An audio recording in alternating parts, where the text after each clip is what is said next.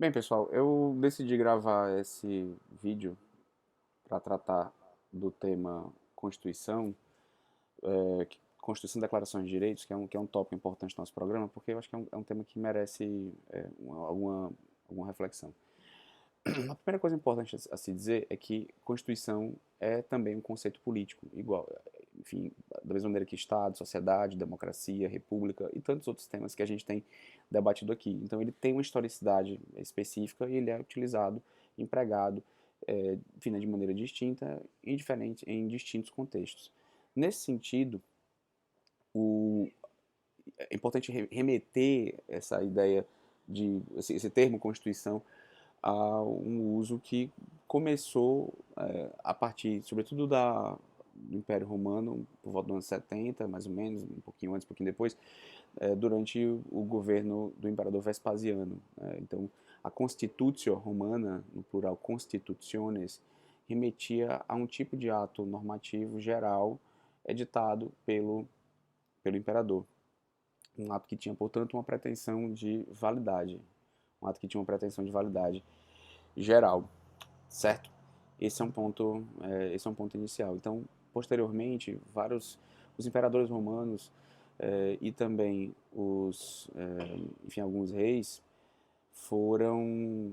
enfim, utilizaram, né, esse mecanismo para dar leis, criar, de certa maneira, normas jurídicas. Então, esse termo passou a ser empregado, o termo latino, constitutio, passou a ser empregado para se referir a esse tipo de ato normativo. Tá? Inclusive foi sendo editado na Idade Moderna. Por outro lado, o termo constitutio remete também a uma metáfora muito utilizada na Idade Moderna, e também na Baixa Idade Média, na Idade Moderna, enfim, de que a sociedade seria um corpo social tal qual o corpo humano, porque o termo constitutio era empregado na literatura médica desse período. Constitutio como essa organização corporal, partindo do pressuposto de que, para alguns autores, em um determinado momento, o, a sociedade seria como um corpo, né, de um corpo social, né, então como um organismo, então que o rei seria a cabeça e que os indivíduos exerceriam funções a depender, né, que seriam como os braços, como as pernas do reino. Então, a Constituição seria essa organização, digamos, mais completa da sociedade, pensada como corpo social. Então, esse termo Constituição foi sendo empregado também nesse sentido, certo? Uma perspectiva política, em um determinado momento, sobretudo aqui pensando na Inglaterra do século XVII, o termo Constituição, Constitution, foi sendo empregado para se referir a também um modelo de organização política que remetia ao final do século XV, começo do século XVI, né, em que a estrutura política era organizada da maneira em que o rei legislava, decidia com o parlamento, né, the King in Parliament. Tá? Essa é uma expressão bem utilizada no período para remeter a esse tipo de modelo. Então, quando aconteceu a Revolução, enfim, aquela primeira Revolução Inglesa, enfim, a Revolução Puritana, como alguns chamam, na década de 1640, em que o rei Charles I foi condenado, executado, né, etc. Um dos argumentos para a condenação do rei é que ele havia violado a Ancient Constitution, né, a antiga Constituição. Ele havia violado porque ele estava, enfim, indo de encontro a uma estrutura política que já estava posta, em que o rei decidia com o parlamento e não mais decidindo sozinho. Tá? Então o termo Constituição foi sendo empregado nesse sentido. Contudo, é importante dizer que foi no final do século XVIII que o termo Constituição passou a ser empregado da maneira pela qual nós o conhecemos hoje. Então, o termo Constituição foi empregado pela primeira vez enfim, nos recém-fundados Estados Unidos da América, que em 1787, enfim, elaboraram aquela que é a primeira Constituição moderna de impacto.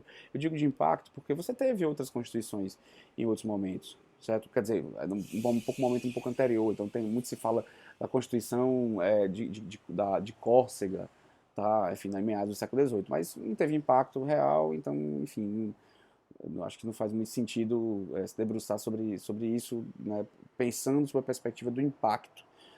Então, a primeira Constituição moderna, no sentido, no sentido em que nós conhecemos, no sentido que nós empregamos, é a Constituição dos Estados Unidos da América. Então é importante dizer, e a gente vai explorar isso depois, no próximo tópico do nosso programa, que os Estados Unidos da América, depois da independência, né, constituíram uma confederação, a Confederação Americana, que era regulada por meio de um tratado, assim como são as confederações. E entendendo que aquele modelo político gestado a partir, né, desse tratado de 1783 não dava mais conta não dava mais conta, não dava conta da complexidade, né, que o fenômeno exigia. Os representantes dos estados, daqueles 13 estados, se reuniram numa convenção, na Convenção da Filadélfia, e elaboraram a Constituição, aquela que foi a primeira Constituição americana. Eles não tinham a intenção de elaborar uma Constituição, até porque não existia uma Constituição nesse sentido. Mas, ao fundarem o Estado e ao precisarem de um documento fundador desse Estado, eles pensaram, né, digamos, que esse documento precisaria ter algumas características, e isso acabou sendo incorporado à experiência política, né, sobretudo do Ocidente, mas ao longo do século XX também empregada em vários outros estados para além do próprio Ocidente. Nesse sentido, a Constituição americana é fundadora de uma forma de se organizar politicamente que tem, né, nesse documento, na Constituição, a sua forma básica de organização. Então, que elementos vão caracterizar esse modelo, né, de documento político fundador? Então, o primeiro elemento é que a Constituição moderna, né, como a Constituição americana, é um documento escrito, é um texto escrito, certo? E aqui a gente tem em contraposição, por exemplo, essa ideia da Ancient Constitution alegada na Inglaterra um século e meio antes. Né? Enfim, ou seja, essa ordem, esse modelo de organização política, etc., que havia sido violado pelos Stuart. Então, esse é um ponto. É um texto escrito. O texto escrito dá uma solidez, dá, enfim, né, uma noção, traz consigo uma noção de, de segurança jurídica, né? Faz com que as pessoas saibam, conheçam esse texto, né? E aí consigam se comportar muito mais facilmente de acordo com esse próprio texto. Então, trata-se de um texto escrito, É um texto único, é um documento único. Então, a gente não está falando de uma série de documentos que tratam de certas matérias. Então, ele é um documento único, é um texto escrito, certo? E é um texto único. Então, você tem uma Constituição que vai trazer, enfim, vai tratar de uma série de questões. Então a gente não fala aqui, quando a gente fala em Constituição moderna, no sentido do termo, a gente não está falando de um texto difuso, um conjunto de documentos. Certo? O modelo de Constituição moderna é o de texto único. Tá? A gente vai falar daqui a pouco um pouquinho mais sobre, digamos, exceções a essa característica mais geral. Certo? E a Constituição traz também está associada também a um tipo de matéria, certo? Um tipo de matéria, a matéria constitucional.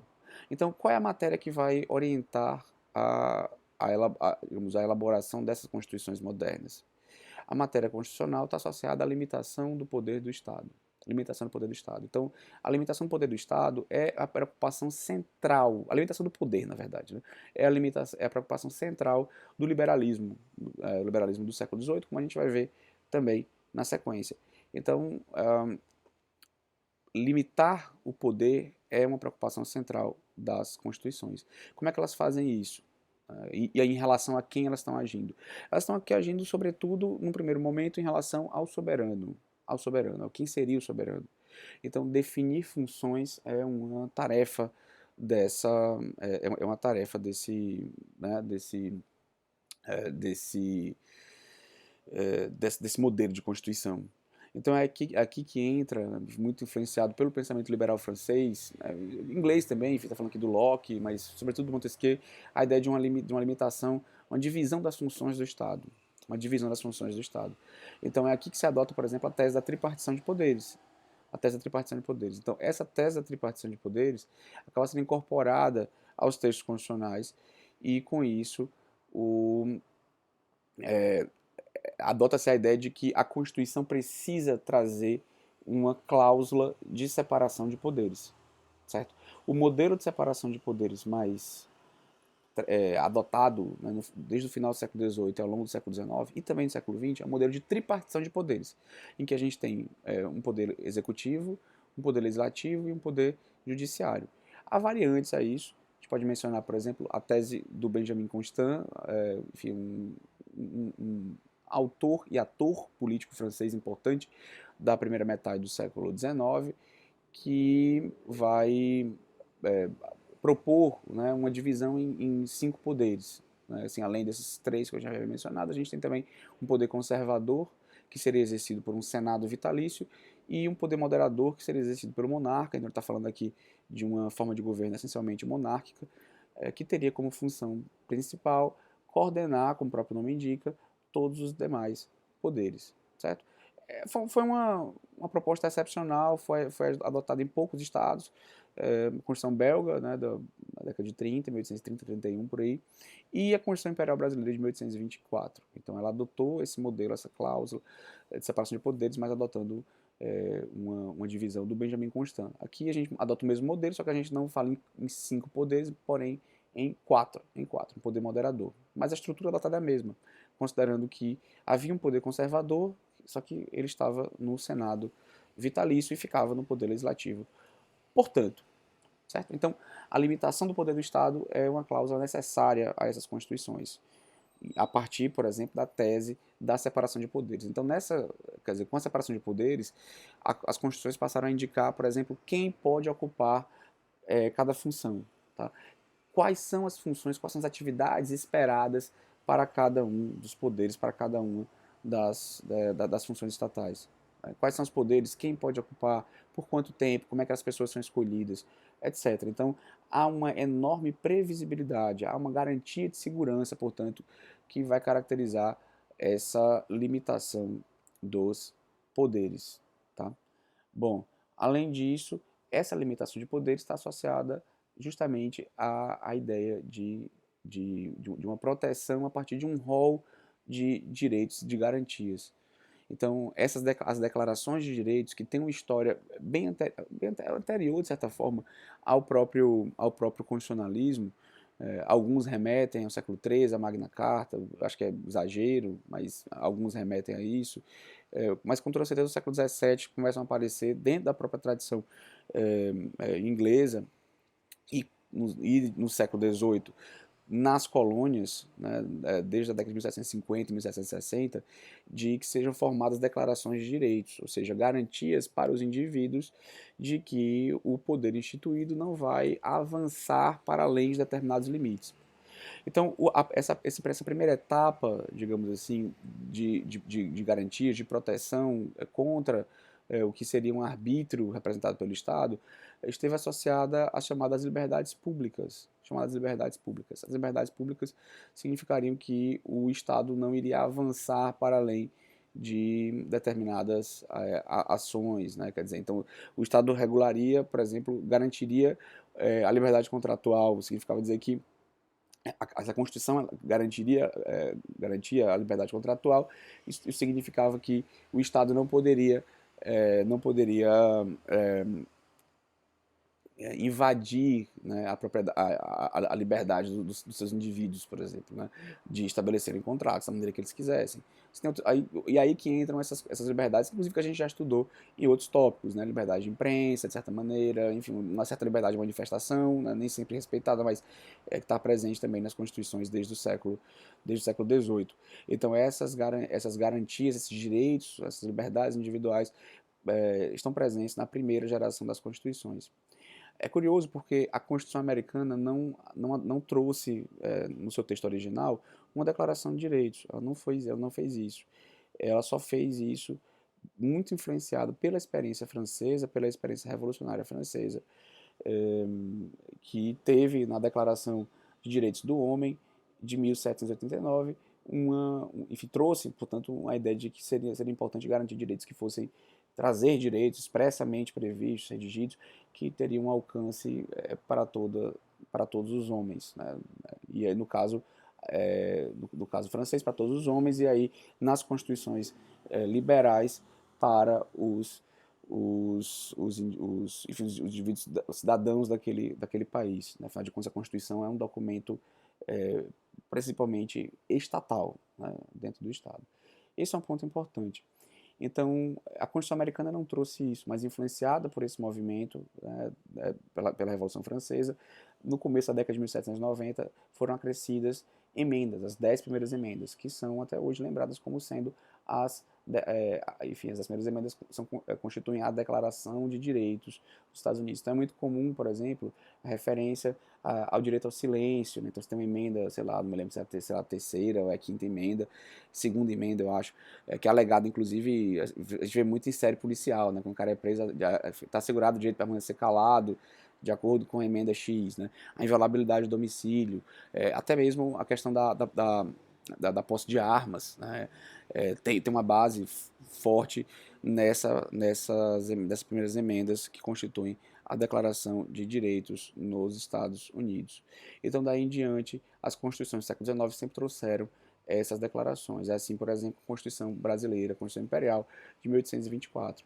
A gente também já viu isso em outros tópicos, que ao longo do século XIX, esse modelo de direitos não não prevalece, assim, não foi suficiente para regular todas as situações jurídicas previstas previstas enfim, né, como típicas daquele contexto. Então, a partir do final do século XIX, começo do século XX, vão surgindo declarações de direitos associadas à proteção social, à proteção ao trabalho, né, no primeiro momento, limitação de jornada, enfim, idade mínima para o trabalho, questões dessa natureza.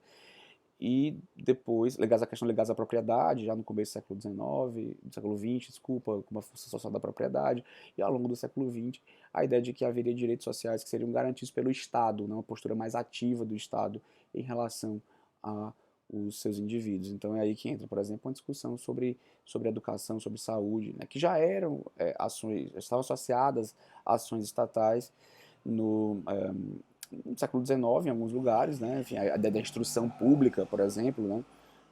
Mas a saúde nem tanto. A saúde era pensada como algo ligado à filantropia. Mas ao longo do século XX você teve uma ideia de que o Estado deveria atuar em vários estados, vários países, que o Estado deveria atuar mais fortemente na garantia desses direitos. Tá? Então esse é um ponto relevante. Então, ao longo do século XX, outro modelo de direito, né, passou a ser incorporado às constituições, né, são chamados direitos sociais. Então a gente tem a previsão disso, por exemplo, na Constituição Federal Brasileira. Tá? Além do artigo 5º, que tem direitos e garantias pensados como liberdades públicas e garantias processuais, etc., a gente tem esse outro modelo. Isso para além, claro, de um outro modelo de proteção típico do final do século XX, ligados que a gente chamaria aqui no Brasil, por exemplo, a direitos difusos, né, proteção ao consumo, proteção ao meio ambiente, enfim, entre outros modelos de direito, que compõem, então, digamos, um rol de direitos previstos nessas declarações.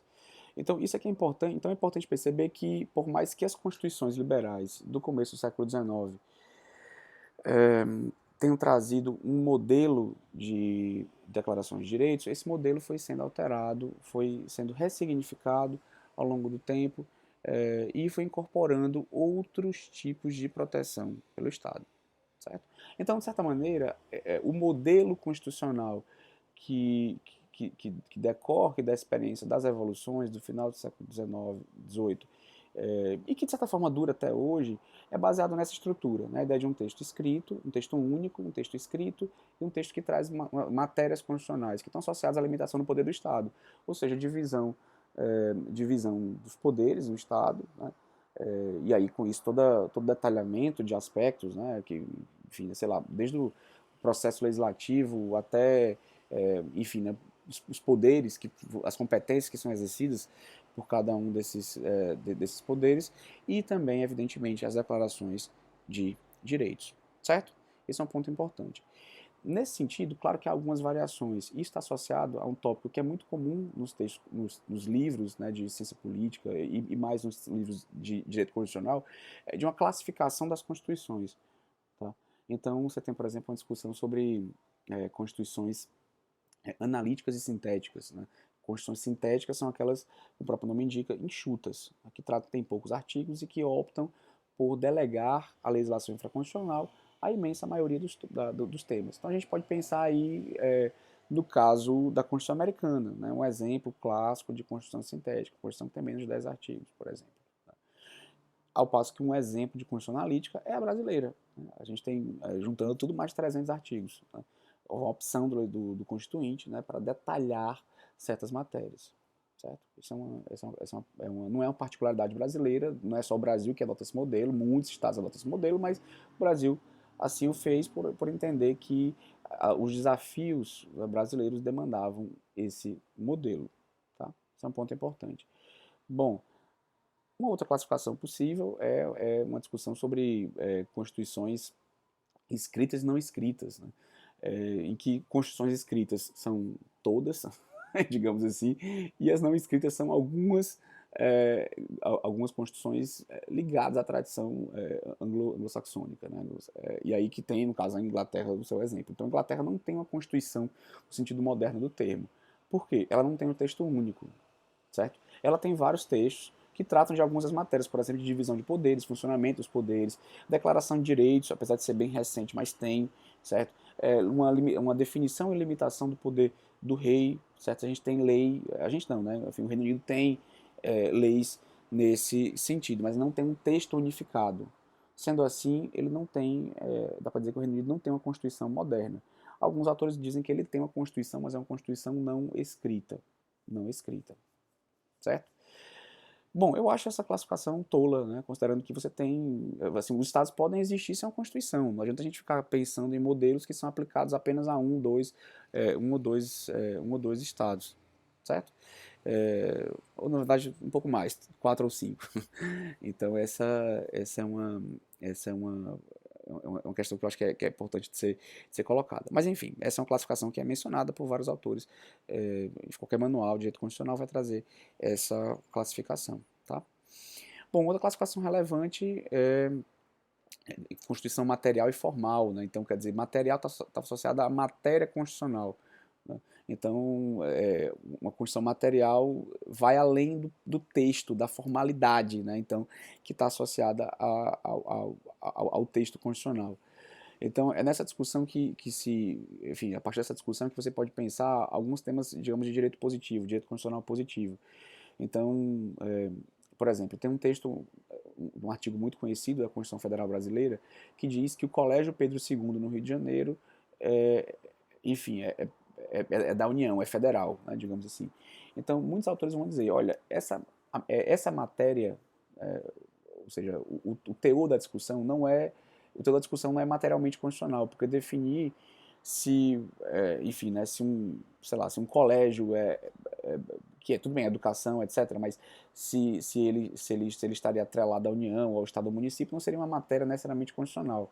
Então seria apenas uma matéria formalmente constitucional, porque estava esculpida no texto constitucional, certo?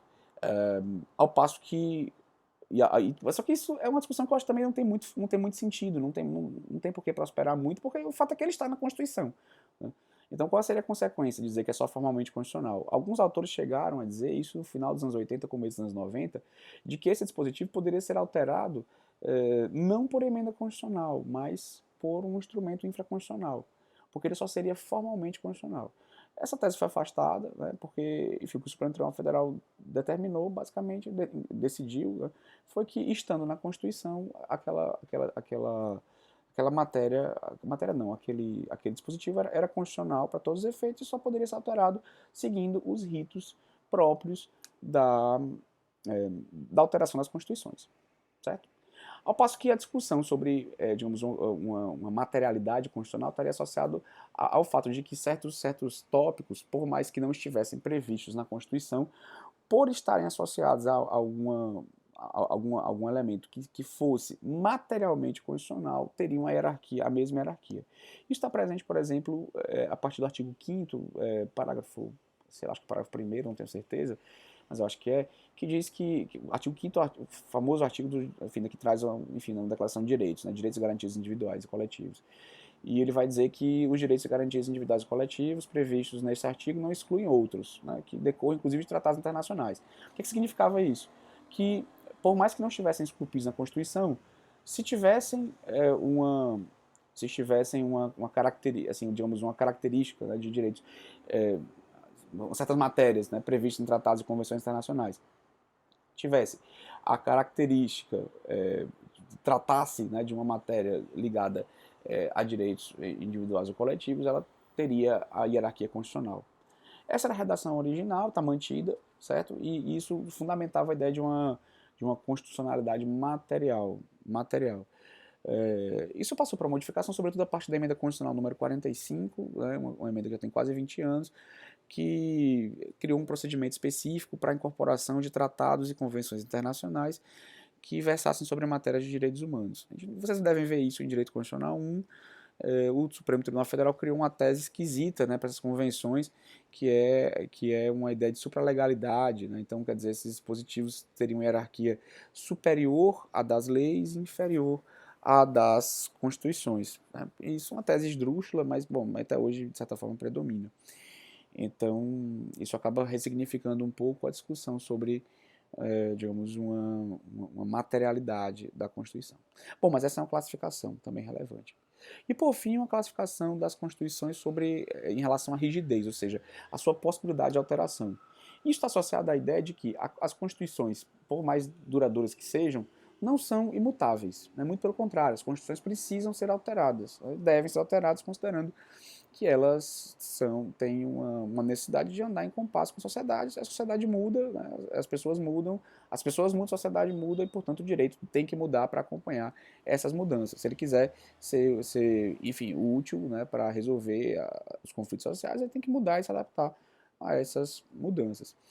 Então, tem uma classificação em relação à rigidez, que fala, por exemplo, existiram algumas constituições que eram imutáveis, né? Então elas não poderiam ser alteradas de maneira alguma. Algumas constituições trazem regras mais rígidas, né, para a sua alteração. Né? Não é qualquer.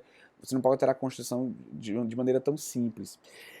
Ao passo que outras constituições são mais flexíveis. Né? Então, uma alteração, basta um quórum de maioria simples para você alterar a Constituição. Então, você tem assim, esses modelos. Claro, alguns autores vão falar como flexíveis, semiflexíveis, rígidas, super rígidas, imutáveis. Aí cada autor, né, vai perder o seu tempo, o leitor perder tempo, né, com a classificação própria. Mas a gente pode pensar a partir desses, acho que esses três paradigmas eu acho que são suficientes. Quer dizer, uma Constituição que traz regras simples para a mudança, e a questão da simplicidade é uma alteração por meio de maioria simples, né, que eu acho que seria a forma mais tranquila, mais simples, né, de alterar o texto, regras mais complexas para essa alteração. Aí um exemplo é o caso brasileiro, né, a gente tem regras complexas para alteração, não é simples alterar a Constituição Federal. Aí o cara fala isso e, olha, quantas emendas a Constituição Federal teve em 35 anos? Né, mais de 100, né? Mas enfim, ainda assim não é tão simples alterar a Constituição. Você tem que ter um quórum qualificado, enfim, tem um procedimento detalhado no regimento, etc. Então isso torna a Constituição brasileira, enfim, dá um certo grau de dificuldade para alterar a Constituição brasileira. E você tem algumas constituições que são imutáveis, né, que trazem a sua impossibilidade de mudança por um período. Enfim, você tem alguns poucos exemplos, sobretudo no século XIX, nesse sentido. O caso brasileiro é curioso porque a Constituição Federal Brasileira, a gente pode dizer que é uma Constituição rígida, certo? Ela tem normas rígidas para sua alteração. Enfim, um quórum qualificado de 3/5 nas duas casas, tem que ser aprovado nas duas casas, em 2 turnos, enfim, né, tem uma série de requisitos. Mas tem um núcleo da Constituição que não pode ser alterado. Então, a Constituição Federal Brasileira tem um núcleo que é imutável. Isso está presente no artigo 60, parágrafo 4º. É o que a gente chama de cláusulas pétreas. A Constituição não chama de cláusulas pétreas, é um termo que a doutrina consagrou, mas que está associado, portanto, à ideia de que há um certo conteúdo previsto na Constituição que não pode ser alterado, em hipótese alguma. Tá? Então, esse trecho é imutável. Então, a Constituição Federal Brasileira traz esses dois elementos. Certo? Esse é um ponto importante. E para finalizar, acho que é relevante também mencionar aqui, até desde o século XVIII, mas sobretudo a partir de um caso muito paradigmático que aconteceu nos Estados Unidos, o chamado caso é o caso Marbury versus Madison, Marbury Marbury versus VS ponto, Madison Madison, tá? A Suprema Corte dos Estados Unidos fixou em 1803 a ideia de que, enfim, entre outras coisas, que a Constituição tem uma hierarquia, é uma lei, né, de certa maneira, tem uma hierarquia superior às outras leis, e, e, é, e, e essa Constituição tem que servir como paradigma, né, de toda a ordem jurídica, certo? Ela serve como paradigma da ordem jurídica. E alguém tem que proteger a Constituição, basicamente contra quê? Contra atos dos poderes, certo? Sejam atos legislativos, sejam leis, sejam atos do poder executivo, certo? Mas até mesmo propostas de alteração da própria Constituição que de certa maneira, sejam direcionados, assim, que de certa maneira violem o texto da própria Constituição, né? A própria essência da Constituição. Então, isso ajudou a formar o que a gente conhece como controle de constitucionalidade. Controle de constitucionalidade é um tópico central, né, enfim, no direito contemporâneo. Então, essa ideia de que deve haver, quer dizer, que a Constituição está no topo da ordem jurídica e que toda a ordem jurídica deve ser compatível com essa Constituição, certo? Então esse é um ponto central. Existe uma grande discussão sobre classificações do controle de constitucionalidade, né? Porque, por exemplo, na experiência americana, é, esse caso, Marbury versus Madison, deu enfim, a tônica do chamado judicial review, a ideia de que cabe ao Poder Judiciário controlar a constitucionalidade das leis. E a quem no Poder Judiciário? Teoricamente, numa perspectiva, né, que foi fundada nos Estados Unidos, mas que foi expandida, né, para outros lugares, de que qualquer juiz poderia fazer isso. Tá? Ou seja, qualquer juiz, então, então seria um que a gente chamaria de um controle difuso. Certo? Qualquer juiz poderia fazer isso. Mas qualquer juiz a partir de um caso concreto. Então seria o que alguns chamam de um controle de constitucionalidade concreto. Apenas situações da realidade, situações concretas, autorizariam a realização desse controle. Tá? Ao longo do século XX, outras situações passaram a ser, enfim, empregadas em relação a controle de constitucionalidade.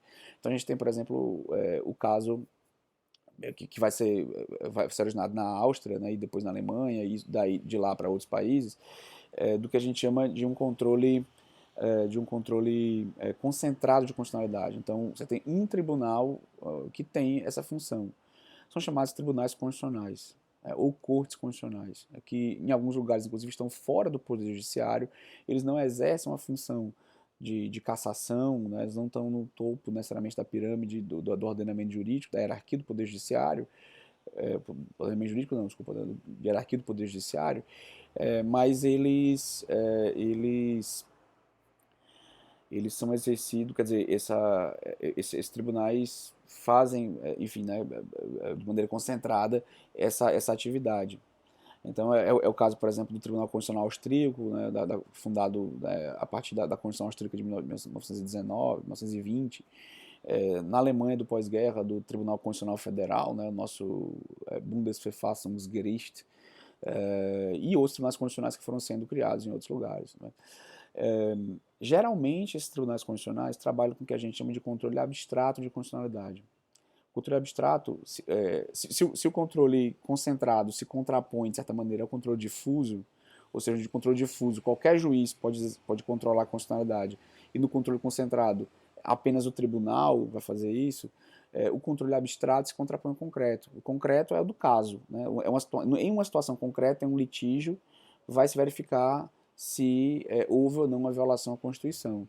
Ao passo que no controle abstrato, o que se vai verificar é se aquela lei integralmente, um artigo, um parágrafo, etc., ou mesmo a interpretação que se dá, não é, desse dispositivo específico, está de acordo com a Constituição. Tá? Então você não vai julgar um caso concreto especificamente, você vai julgar, digamos, ou um trecho da lei ou uma tese, a partir da interpretação, etc. Então, assim, em resumo, a ideia de controle de constitucionalidade está associada a isso. Isso é um tema totalmente ligado à ideia de Constituição, porque essa ideia de Constituição, como nós temos hoje, está associada, de novo, a um documento jurídico, a uma lei que se insere em uma ordem jurídica, em um ordenamento, e ocupa uma posição de hierarquia superior na ordem jurídica, certo? Então, o controle de constitucionalidade está diretamente relacionado à discussão sobre Constituição. E aí, a informação óbvia, né, evidentemente, e o Brasil, né? No Brasil, como é que a coisa funciona em relação ao controle de constitucionalidade? A gente tem de tudo, certo? Então a gente tem um controle difuso, porque qualquer juiz pode controlar a constitucionalidade, por mais que nos últimos anos tenha havido tendências de, digamos, de uniformizar esses padrões. A gente tem um controle concentrado, que é exercido pelo Supremo Tribunal Federal, que não é exatamente uma corte constitucional, mas ele tem funções de corte constitucional. E digo não é exatamente porque ele tem funções também, digamos, de julgar casos concretos, né, e tal. Esse controle pode ser concreto, porque você vai julgar isso em casos, né, específicos, ou pode ser abstrato. Então a gente, por exemplo, vocês vão estudar isso depois, num recurso extraordinário, você pode alegar uma inconstitucionalidade específica, né? Então isso é um modelo de discussão a partir de um controle de controle concreto. Mas você tem ações constitucionais que vão julgar se aquela lei nova, né, é constitucional, ou aquela lei, aquele dispositivo que é anterior à Constituição de 88 é compatível com ela, né, por meio, por exemplo, de uma DPF. Tudo isso vai ser estudado por vocês em direito constitucional e, sobretudo, em processo constitucional, na cadeira optativa, que eu recomendo que vocês façam também. Certo? Além, claro, de outras disciplinas, porque você tem muitas discussões penais, em direito penal, em processo penal, mesmo em direito civil, em processo civil, muita coisa, certo? Em direito tributário, um monte. Em todas as áreas do direito, o controle de constitucionalidade é um tema central. Todas as áreas, absolutamente, absolutamente. Certo? Então esse era o objetivo, trazer esse panorama de discussão desse tópico. Tá bom? É isso.